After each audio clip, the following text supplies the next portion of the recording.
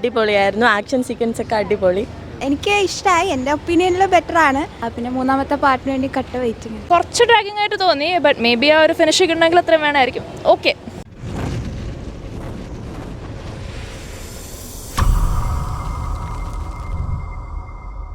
നല്ല സിനിമ അല്ലേ? അടിപൊളി, സൂപ്പർ. കൊള്ളാം കിട്ടില്ലായിരുന്നു. പടം ലൂസിഫറിന് അത്രയില്ല, നല്ല കൊള്ളാം. ഞാൻ കണ്ടിരിക്കാണ്ട് അടിപൊളിയായിരുന്നു. തേർഡ് പാർട്ടിന് വേണ്ടി വെയിറ്റിംഗ് ആണ്. അതിനെക്കുറിച്ചൊന്നും പറയാനില്ല.